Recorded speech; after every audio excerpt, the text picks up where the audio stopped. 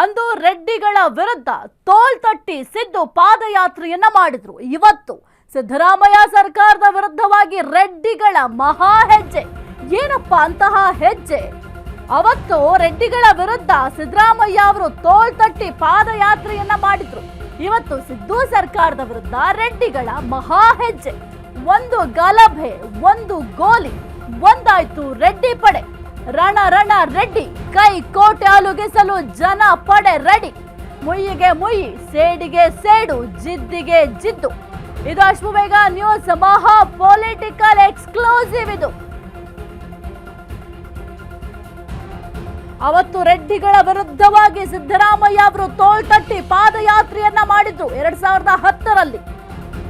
ಇಂದು ಸಿದ್ದು ಸರ್ಕಾರದ ವಿರುದ್ಧ ರೆಡ್ಡಿಗಳು ಒಂದಾಗಿದ್ದಾರೆ. ಒಂದು ಗಲಭೆ, ಒಂದು ಗೋಲಿ, ಒಂದಾಯ್ತು ರೆಡ್ಡಿ ಪಡೆ. ರಣ ರಣ ರೆಡ್ಡಿ, ಕೈಕೋಟೆ ಅಲಗಿಸಲು ಜನ ಪಡೆ ರೆಡಿ. ಮುಯ್ಯಿಗೆ ಮುಯ್ಯಿ, ಸೇಡಿಗೆ ಸೇಡು, ಜಿದ್ದಿಗೆ ಜಿದ್ದು. ಇದು ಅಶ್ವವೇಗ ನ್ಯೂಸ್ ಮಹಾ ಪೊಲಿಟಿಕಲ್ ಎಕ್ಸ್ಕ್ಲೂಸಿವ್. ಇದು ಅಂದು ರೆಡ್ಡಿಗಳ ವಿರುದ್ಧ ಸಿದ್ದರಾಮಯ್ಯ ಅವರು ತೋಲ್ ತಟ್ಟಿ ಪಾದಯಾತ್ರೆಯನ್ನ ಮಾಡಿದ್ರು. ಜುಲೈ 2010ರ ಸಂದರ್ಭದಲ್ಲಿ ಪಾದಯಾತ್ರೆಯನ್ನ ಮಾಡಿದ್ರು. ಯಾವ ಕಾರಣಕ್ಕೆ ಅಂತ ಅಂದ್ರೆ, ಒಂದು ಮುಂಗಾರು ಅಧಿವೇಶನ ನಡೀತಾ ಇರುತ್ತೆ. ಆ ಒಂದು ಮುಂಗಾರು ಅಧಿವೇಶನದ ಸಂದರ್ಭದಲ್ಲಿ ದಿನೇಶ್ ಗುಂಡೂರಾವ್ ಅವರು ಹೇಳ್ತಾರೆ, ಈ ಒಂದು ಅಕ್ರಮ ಗಣಿಗಾರಿಕೆ ವಿಚಾರವಾಗಿ ಆರೋಪವನ್ನ ಮಾಡ್ತಾರೆ ರೆಡ್ಡಿಗಳ ವಿರುದ್ಧವಾಗಿ.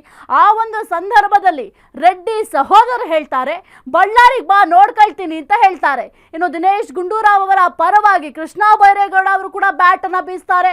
ಅದಾದ ನಂತರ ಸಿದ್ದರಾಮಯ್ಯ ಅವರು ಆಯ್ತು ನಾನು ಬಳ್ಳಾರಿಗೆ ಬಂದೇ ಬರ್ತೀನಿ ಅಂತ ಸವಾಲನ್ನ ಹಾಕ್ತಾರೆ. ಅದಾದ ನಂತರ 320 ಕಿಲೋಮೀಟರ್ ವರೆಗೂ ಕೂಡ ಪಾದಯಾತ್ರೆಯನ್ನ ಮಾಡ್ತಾರೆ. ಬಳ್ಳಾರಿಗೆ ಹೋಗ್ತಾರೆ. ಬಳ್ಳಾರಿಯಲ್ಲಿ ಒಂದು ಸಮಾವೇಶ ಕೂಡ ಮಾಡ್ತಾರೆ.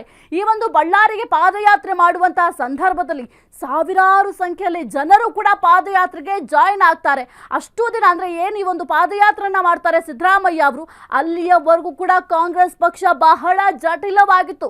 ಈ ಒಂದು ಪಾದಯಾತ್ರೆಯಿಂದ ಅವರು ಗೆಲುವನ್ನ ಸಾಧಿಸಲಿಕ್ಕೂ ಕೂಡ ಬಹಳ ಹೆಲ್ಪ್ ಆಗುತ್ತೆ. ಏನು 2010ರಲ್ಲಿ ಪಾದಯಾತ್ರೆ ಮಾಡ್ತಾರೆ, ಅಲ್ಲಿಯವರೆಗೂ ಕೂಡ ನೀವು ಕಾಂಗ್ರೆಸ್ ಪಕ್ಷವನ್ನ ಗಮನಿಸಬಹುದು. ಎಲ್ಲೂ ಕೂಡ ಒಂದು ಸಭೆ ಸಮಾರಂಭ ಆಗಿರಬಹುದು, ಅಷ್ಟರ ಮಟ್ಟಿಗೆ ಸೌಂಡ್ ಮಾಡ್ತಾ ಇರಲಿಲ್ಲ. ಜೊತೆಗೆ ಒಂದು ಜಟಿಲವಾಗಿತ್ತು ಆ ಒಂದು ಪಕ್ಷ. ಈ ಪಾದಯಾತ್ರೆ ಕಾಂಗ್ರೆಸ್ ಪಕ್ಷಕ್ಕೆ ಒಂದು ಮೈಲಿಗಲ್ಲನ್ನ ಕೊಡುತ್ತೆ. 2013ರಲ್ಲಿ ಕಾಂಗ್ರೆಸ್ ಪಕ್ಷ ಅಧಿಕಾರಕ್ಕೆ ಬರ್ಲಿಕ್ಕೂ ಕೂಡ ಈ ಒಂದು ಪಾದಯಾತ್ರೆ ಸಪೋರ್ಟ್ ಮಾಡುತ್ತೆ ಅಂತ ಹೇಳಬಹುದು. ಈ ಒಂದು ಪಾದಯಾತ್ರೆ ಎಲ್ಲೆಲ್ಲಿ ಇವರು ಪಾದಯಾತ್ರೆ ಮಾಡಿದ್ರು ಆ ಎಲ್ಲಾ ಜಾಗದಲ್ಲೂ ಕೂಡ ಆ ಪಾದಯಾತ್ರೆಗೆ ಜನರು ಬೆಂಬಲವನ್ನ ವ್ಯಕ್ತಪಡಿಸಿದ್ರು. ಕಾಲಚಕ್ರ ತಿರುಗಿದೆ, ಮರು ಕಳಿಸಲಿದೆ ಇತಿಹಾಸ. ಅಂದು ಇಂದು ಬಳ್ಳಾರಿಯೇ ಕೇಂದ್ರ ಬಿಂದು. ಮರು ಕಳಿಸಲಿದೆ ಬಳ್ಳಾರಿ ಪಾದಯಾತ್ರೆ ಪಾಲಿಟಿಕ್ಸ್. ಅಂದು ಸಿದ್ದು ಟೀಮ್ನಿಂದ ರೆಡ್ಡಿ ಟೀಮ್ ವಿರುದ್ಧ ಪಾದಯಾತ್ರೆ ಮಾಡಲಾಗಿತ್ತು. ಇವತ್ತು ಸಿದ್ದು ಸರ್ಕಾರದ ವಿರುದ್ಧ ಪಾದಯಾತ್ರೆಗೆ ರೆಡ್ಡಿ ಟೀಮ್ ರೆಡಿ ಆಗಿದೆ. ನಾರಾ ಭರತ್ ರೆಡ್ಡಿಗೆ ನಾರಾ ಅಂತ ಸವಾಲೆಸೆದ ಜನ ರೆಡ್ಡಿ. ಇನ್ನು ರಣರಣ ಪಾದಯಾತ್ರೆಗೆ ಡೇಟ್, ಟೈಮ್ ಎಲ್ಲವೂ ಕೂಡ ಫಿಕ್ಸ್ ಆಗಿದೆ. ಇದೇ ತಿಂಗಳ 17ರಂದು ಬಳ್ಳಾರಿಯಲ್ಲಿ ಬೃಹತ್ ಸಮಾವೇಶ ಕೂಡ ನಡೆಯುತ್ತೆ. ಇನ್ನು ಬಳ್ಳಾರಿ ಮಹಾಗರ್ಜನೆಯ ಬಳಿಕ ಪಾದಯಾತ್ರೆ ಸ್ಟಾರ್ಟ್ ಆಗುತ್ತೆ. ಎಲ್ಲಿಂದ ಎಲ್ಲಿ ಪಾದಯಾತ್ರೆ, ಯಾರ್ಯಾರು ಇರಬೇಕು, ಹೈಕಮಾಂಡ್ ನಾಯಕರಿಗೆ ಆಹ್ವಾನ ನೀಡಬೇಕಾ ಬೇಡವಾ, ಜನಾರ್ದನ ರೆಡ್ಡಿಯ ನಿರ್ಧಾರಗಳಿಗೆ ಹೈಕಮಾಂಡ್ ಭೀಮಬಲ ಸಿಕ್ಕತ್ತಾ? ಇದು ಅಶ್ವವೇಗ ನ್ಯೂಸ್ ಮಹಾ ಪೊಲಿಟಿಕಲ್ ಎಕ್ಸ್ಕ್ಲೂಸಿವ್. ಇದು ಇನ್ನು ಜನಾರ್ದನ ರೆಡ್ಡಿ ಅವರಿಗೆ ಹೈಕಮಾಂಡ್ ಕೂಡ ಬೆಂಬಲ ನೀಡುತ್ತಾ ಅಂತ ನೋಡ್ಬೇಕಾಗುತ್ತೆ. ಕಾಲಚಕ್ರ ತಿರುಗ್ತಾ ಇದೆ, ಇತಿಹಾಸ ಮರುಕಳಿಸುವ ಎಲ್ಲಾ ಲಕ್ಷಣಗಳು ಕೂಡ ಕಾಣ್ತಾ ಇದೆ. ಯಾವ ರೀತಿ ಸಿದ್ದರಾಮಯ್ಯ ಅವರು ಈ ಒಂದು ಪಾದಯಾತ್ರೆಯನ್ನ ಮಾಡಿದ್ರು, ಎಷ್ಟರ ಮಟ್ಟಿಗೆ ಪಾದಯಾತ್ರೆ ಸಕ್ಸಸ್ ಆಯಿತು ಅದೆಲ್ಲವೂ ಕೂಡ ನಿಮಗೆ ಗೊತ್ತಿದೆ. 2013ರಲ್ಲಿ ಕಾಂಗ್ರೆಸ್ ಸರ್ಕಾರ ಅಧಿಕಾರಕ್ಕೆ ಬರ್ಲಿಕ್ಕೆ ಆ ಒಂದು ಪಾದಯಾತ್ರೆ ಮಹತ್ವದ ಒಂದು ಪಾತ್ರವನ್ನು ವಹಿಸುತ್ತೆ. ಜೊತೆಗೆ ಒಂದು ಕಾಂಗ್ರೆಸ್ಗೆ ದೊಡ್ಡ ಮೈಲಿಗಲ್ಲು ಅಂತ ಹೇಳಬಹುದು. ಎಲ್ಲೆಲ್ಲಿ ಸಿದ್ದರಾಮಯ್ಯ ಅವರು ಪಾದಯಾತ್ರೆಯನ್ನ ಮಾಡಿದ್ರು ಆ ಒಂದು ಎಲ್ಲಾ ಕ್ಷೇತ್ರದಲ್ಲೂ ಕೂಡ ಸಿದ್ದರಾಮಯ್ಯ ಅವರನ್ನ ಜನರು ಬೆಂಬಲಿಸ್ತಾರೆ. ಬಳ್ಳಾರಿ ಮತ್ತು ರಾಯಚೂರು ಎರಡೂ ಕಡೆಯೂ ಕೂಡ ಹೋಗಿರ್ತಾರೆ. ಆ ಒಂದು ಸಂದರ್ಭದಲ್ಲಿ ಜನ ಬೆಂಬಲಿಸ್ತಾರೆ. ಅಧಿಕಾರಕ್ಕೆ ಬರ್ಲಿಕ್ಕೂ ಕೂಡ ಈ ಒಂದು ಪಾದಯಾತ್ರೆ ಕಾರಣ ಆಗುತ್ತೆ. ಅಕ್ರಮ ಗಣಿಗಾರಿಕೆ ಆರೋಪವನ್ನ ಮಾಡಿದ್ರು ಏನು ಈ ರೆಡ್ಡಿ ಬ್ರದರ್ಸ್ ಇದ್ದಾರೆ. ರೆಡ್ಡಿ ಬ್ರದರ್ಸ್ ವಿರುದ್ಧವಾಗಿ ದಿನೇಶ್ ಗುಂಡೂರಾವ್ ಅವರು ಮುಂಗಾರು ಅಧಿವೇಶನದ ಸಂದರ್ಭದಲ್ಲಿ ಆರೋಪ ಮಾಡ್ತಾರೆ. ಆ ಒಂದು ಆರೋಪಕ್ಕೆ ಸವಾಲು ಹಾಕಿದ್ರು. ಈಗ ಏನ್ ಪಾದಯಾತ್ರೆ ಮಾಡಿದ್ರು ಸಿದ್ದರಾಮಯ್ಯ ಅವರು, ಆ ಒಂದು ವಿಚಾರಕ್ಕೆ ಸಂಬಂಧಪಟ್ಟಂತೆ ಅದೇ ಮಾದರಿಯಲ್ಲಿ ಈಗ ರೆಡ್ಡಿ ಕೂಡ ಈಗ ಪಾದಯಾತ್ರೆ ಮಾಡಲಿಕ್ಕೆ ಸಿದ್ಧತೆಯನ್ನ ಮಾಡ್ಕೊಂಡಿದ್ದಾರೆ. ಇದೇ ತಿಂಗಳ 17ರಂದು ಬಳ್ಳಾರಿಯಲ್ಲಿ ಬೃಹತ್ ಸಮಾವೇಶವನ್ನು ಕೂಡ ಮಾಡ್ತಾರೆ. ಈ ಕುರಿತು ಹೆಚ್ಚಿನ ಮಾಹಿತಿ ನೀಡ್ತಾರೆ ನಮ್ಮ ಪ್ರತಿನಿಧಿ ವಿವೇಕ್. Very good morning. ಸದ್ಯಕ್ಕೆ ಸಿದ್ದರಾಮಯ್ಯ ಅವರು ಕೂಡ ಈ ಹಿಂದೆ ಕೂಡ ಪಾದಯಾತ್ರೆಯನ್ನ ಮಾಡಿದ್ರು ರೆಡ್ಡಿ ಅವರ ವಿರುದ್ಧವಾಗಿ. ಈಗ ಅದೇ ಮಾದರಿಯಲ್ಲಿ ಪಾದಯಾತ್ರೆಯನ್ನ ಮಾಡ್ಲಿಕ್ಕೆ ರೆಡ್ಡಿಗಳು ಕೂಡ ಈಗ ಪ್ಲಾನ್ ಅನ್ನ ಮಾಡ್ಕೊಳ್ತಾ ಇದ್ದಾರೆ. ಎಷ್ಟರ ಮಟ್ಟಿಗೆ ಇದು ಸಕ್ಸಸ್ ಆಗುತ್ತೆ ವಿವೇಕ್? ಏನೆಲ್ಲ ಅಪ್ಡೇಟ್ಸ್ ಇದೆ? ಸಾಹಿತ್ಯ ಇದೇ 2010 ಅಂದ್ರೆ ಕಳೆದ 15 ವರ್ಷಗಳ ಹಿಂದೆ ಸಿದ್ದರಾಮಯ್ಯ ಅವರು ತೋಳ್ ತಟ್ಟಿ ಬೆಂಗಳೂರಿನಿಂದ ಬಳ್ಳಾರಿಯವರೆಗೂ ಕೂಡ ಪಾದಯಾತ್ರೆ ಮಾಡ್ತಾರೆ. ಪ್ರಮುಖವಾದ ಕಾರಣ ಏನು ಅಂದ್ರೆ ಪಾದಯಾತ್ರೆ ಮಾಡೋದಕ್ಕೆ ಅಕ್ರಮ ಗಣಿಗಾರಿಕೆ ನಡೆದಿದೆ ಅಂತ ರೆಡ್ಡಿಗಳ ವಿರುದ್ಧ ಅವರ ಸರ್ಕಾರ ಇಲ್ಲದ ಸಂದರ್ಭದಲ್ಲಿ ಸಿದ್ದರಾಮಯ್ಯನವರು ಅಂಡ್ ಟೀಮ್ ಕೂಡ ಪಾದಯಾತ್ರೆ ಮಾಡ್ತಾರೆ ಬೆಂಗಳೂರಿನಿಂದ ಬಳ್ಳಾರಿಯವರೆಗೂ.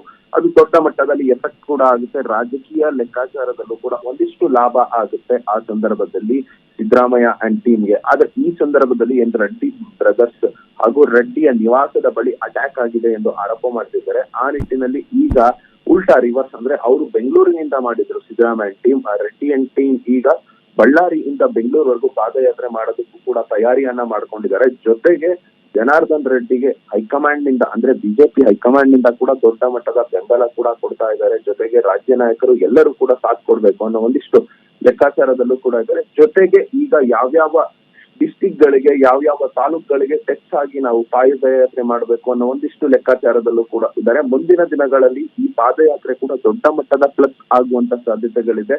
ರಾಜಕೀಯ ಲೆಕ್ಕಾಚಾರದ ಪ್ರಕಾರ ನೋಡ್ತಾ ಹೋದ್ರೆ ಬಿಜೆಪಿಗೆ, ಜೊತೆಗೆ ವಾಲ್ಮೀಕಿ ಸಮುದಾಯದವರು ಈಗಾಗಲೇ ವಾಲ್ಮೀಕಿ ಪುತ್ಥಳಿ ಅನಾವರಣ ವಿಚಾರದಲ್ಲೇ ಗಲಾಟೆ ಆಗಿರೋದ್ರಿಂದ ಅಲ್ಲಿ ವಾಲ್ಮೀಕಿ ಸಮುದಾಯದವರು ಕೂಡ ಮತ್ತೆ ಇವ್ರಿಗೆ ಬೆಂಬಲ ಹೆಚ್ಚು ನೀಡುವಂತ ಸಾಧ್ಯತೆಗಳು ಕೂಡ ಇದೆ. ಜೊತೆಗೆ ಯಾರನ್ನೆಲ್ಲ ವಿಶ್ವಾಸಕ್ಕೆ ತೆಗೆದುಕೋಬೇಕು ಅಲ್ಲೇ ಇರ್ತಕ್ಕಂತ ನಾಯಕರು ರಾಮುಲು ಆಗಿರ್ಬೋದು, ಕರುಣಾಕರ್ ರೆಡ್ಡಿ ಆಗಿರ್ಬೋದು, ಇವರೆಲ್ಲರೂ ಕೂಡ ಜನಾರ್ದನ್ ರೆಡ್ಡಿಯಿಂದ ದೂರ ಉಳಿದಿದ್ರು. ಆದ್ರೆ ಅವರೆಲ್ಲರೂ ಕೂಡ ಈ ಸಂದರ್ಭದಲ್ಲಿ ಒಟ್ಟಾಗಿರೋದ್ರಿಂದ ಮುಂದಿನ ದಿನಗಳಲ್ಲಿ ಜನಾರ್ದನ್ ರೆಡ್ಡಿ ತೆಕ್ಕೆಗೆ ಸಿಗುತ್ತಾ ಬಳ್ಳಾರಿ ಎಂಬ ಒಂದಿಷ್ಟು ಪ್ರಶ್ನೆಗಳು ಕೂಡ ಮೂಡ್ತಾ ಇದೆ. ಜೊತೆಗೆ ಈ ಪಾದಯಾತ್ರೆ ಅದಕ್ಕೆ ಎಫೆಕ್ಟ್ ಕೊಡಬಹುದಾ ಅಂತ ಕೂಡ ಒಂದಿಷ್ಟು ಲೆಕ್ಕಾಚಾರದಲ್ಲಿ ರೆಡ್ಡಿ ಅವರು ಕೂಡ ಇದ್ದಾರೆ ಸಾಹಿತ್ಯ. ಓಕೆ, ಥ್ಯಾಂಕ್ ಯು ವಿವೇಕ್ ನಿಮ್ಮೆಲ್ಲ ಮಾಹಿತಿಗಾಗಿ.